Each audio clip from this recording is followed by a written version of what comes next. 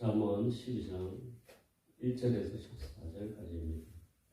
구약 923쪽 정도 있습니다. 잠언 12장 1절에서 14절입니다. 제가 먼저 한 절 읽고 여러분 한 절 읽으신 후에 마지막 14절을 읽겠습니다.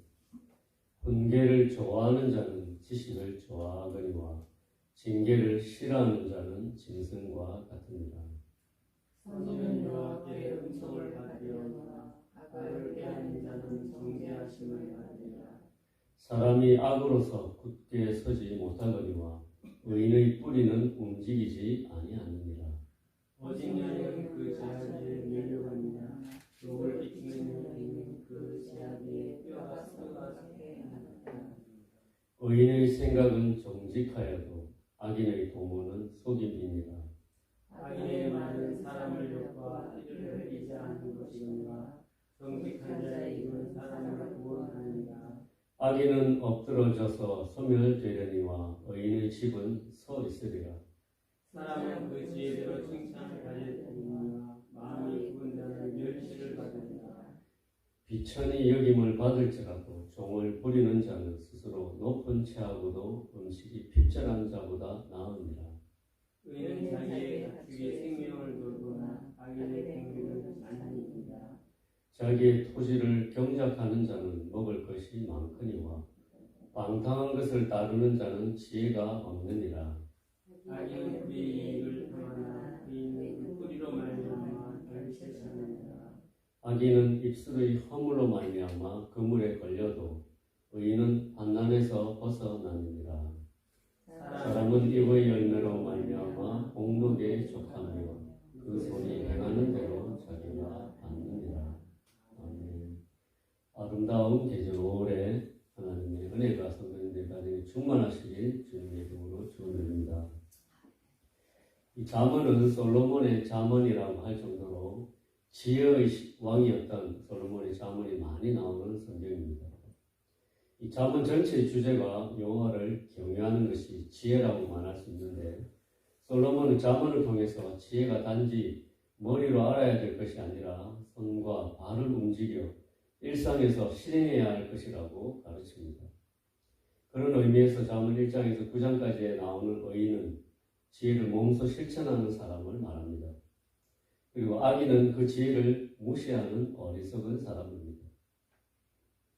오늘 아침에 악인처럼 살지 않고 잠언에서 말하는 지혜를 몸소 실천하는 사람이 되기 위해서 저와 성도님들이 일상에서 매 순간 여호와 하나님을 어떻게 의지하고 경외할 수 있는지 지침을 얻을 수 있기를 주님의 이름으로 축원합니다.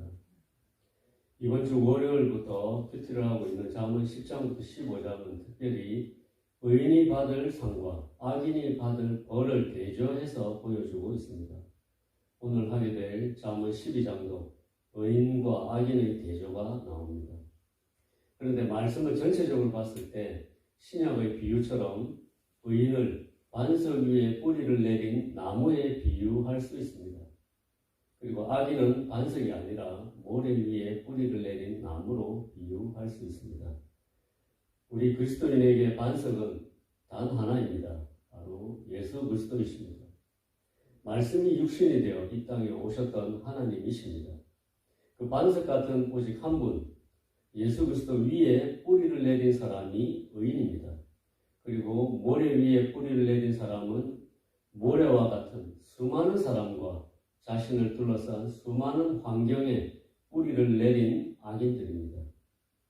알고 보면 우리 눈에 보이는 것이나 보이지 않는 것이나 모든 것은 이 믿음 위에 세워진 것을 알 수 있습니다. 사람이 모여 사는 사회도 지켜야 할 신뢰와 믿음 위에 모든 관계가 형성되고, 건물도 알고 보면 눈에 보이지 않는 것이지만 균형과 무게와 길이와 공간에 관한 규칙을 믿고 세운 것들입니다. 이러한 규칙과 규범과 법칙에 대한 믿음이 없다면 아무것도 이루어질 수 없으며, 그 믿음이 무너질 때 모든 것은 한순간에 무너지고 말 것입니다. 그리고 이 믿음은 지정의를 포함합니다. 지정의는 우리의 생각과 우리 마음과 의지를 말합니다. 이러한 생각과 마음과 의지가 어떠한가에 따라서 그 사람이 어떤 종류의 사람인지 나뉩니다. 결국 모든 것은 믿음 위에 뿌리를 내리면서 세워지는 것이며 그 믿음은 지정의를 포함하고 있고 지정의인 그 사람의 생각과 마음과 의지가 어디에 뿌리를 내리고 있는가에 따라서 그 사람이 어떤 사람인지 알 수 있는 것입니다. 그래서 반석 위에 믿음의 뿌리를 내리든 모래 위에 믿음의 뿌리를 내리든 어디에 뿌리를 내리고 있는가가 중요합니다. 그래서 자문에서 말하는 의인은 반석이신 예수 그리스도를 믿는 사람을 말하는 것이고 악인은 모래처럼 많은 세상 사람과 자기 주위의 사람들을 믿고 자기에게 주어진 환경이나 자기가 만든 환경을 신뢰하고 믿는 사람들이라고 말합니다. 먼저 오늘 말씀에서 말해주고 있는 악인을 살펴보도록 하겠습니다. 이 악인은 사람과 환경이라는 모래에 뿌리를 내린 사람을 말합니다.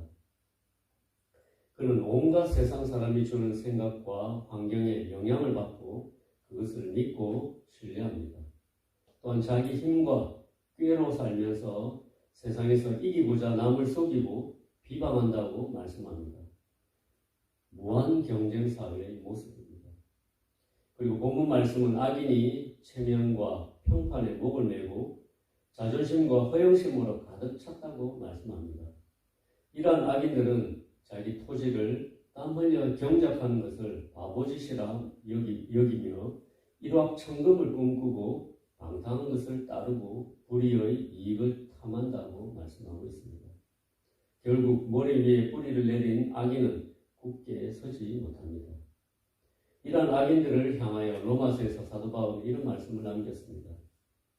너희가 죄의 종이 되었을 때에는 의에 대하여 자유로웠느니라.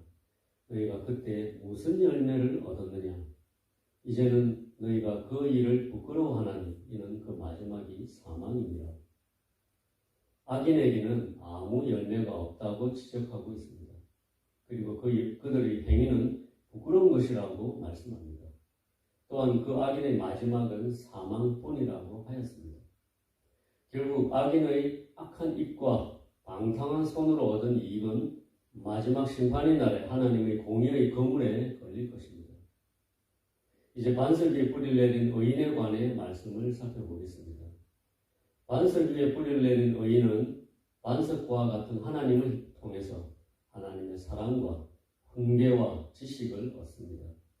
이런 의인은 내적으로 정직한 생각과 살리는 말을 합니다. 그리고 외적으로는 낮은 곳에서 성실히 일하고 가정을 부양하여 존경을 얻습니다. 이런 의인은 자기 가축까지 정성껏 돌본다고 말씀하고 있습니다. 그리고 이런 의인은 자기 토지가 초라하더라도 인내함으로 정성껏 땅을 갈고 씨를 뿌려서 결국 풍성한 수확을 얻는다고 말씀하고 있습니다. 그리고 정직한 입과 성실한 손의 열매로 말미암아 하나님의 복을 누리게 된다고 말씀합니다. 바로 열매 맺는 삶을 말합니다. 골로새서 1장 10절에도 의인의 열매 맺는 삶을 언급했습니다. 주께 합당하게 행하여 범사에 기쁘시게 하고 모든 선한 일에 열매를 맺게 하시며 하나님을 아는 것에 자라게 하시고 의인은 모든 선한 일에 열매를 맺습니다. 우리의 삶이 예수 그리스도께 뿌리를 내리느냐 세상 사람과 그들이 만든 환경에 뿌리를 내렸느냐에 따라서 이처럼 삶의 모양이 달라진다고 솔로몬은 오늘 우리에게 전해주고 있는 것입니다. 뿌리를 내리는 것은 믿음 위에 세워지는 것을 말한다고 했습니다. 자기의 생각과 마음과 의지가 어디에 있느냐에 따라서 삶의 모습이 완전히 달라집니다. 반석과 같은 예수 그리스도의 말씀과 하나님의 사랑을 뿌리로 흡수하고 세워진 사람은 의인입니다. 이러한 의인은 정직한 생각을 하고 남을 구원하는 말을 합니다. 그는 세상에서 낮은 곳이라 해도 성실하게 일하고 가정을 돌보고 자기 가축까지 정성껏 돌봅니다. 자기에게 주어진 토지 같은 기업을 맡아 정성껏 땅을 갈고 씨를 뿌리듯이 살아갑니다. 그러한 의인은 열매 맺는 삶을 삽니다. 이런 말씀을 믿고 악한 입과 방탕한 손으로 열매 없는 어둠의 일을 하다가 사망에 이르는 악인처럼 살아가지 않고 의인의 뿌리를 가진 사람이 되어서 견고한 터전 위에 세워지고 의인의 집처럼 성장하고 정직한 입과 성실한 손의 열매를 풍성히 거두는 저와 성도님들이 되시기 주님의 이름으로 축원합니다. 함께 기도하시겠습니다. 하나님 아버지, 예수 그리스도의 반석 위에 믿음의 기초를 세울 수 있게 해주시고 예수 그리스도의 본을 따라서 의인의 집을 세우게 해주셔서 감사드립니다. 이제는 열매 없는 어둠의 일을 벗어버리고 정직한 입과 성실한 손의 열매를 풍성히 맺게 하여 주시옵소서. 예수님의 귀하신 이름으로 기도드렸습니다.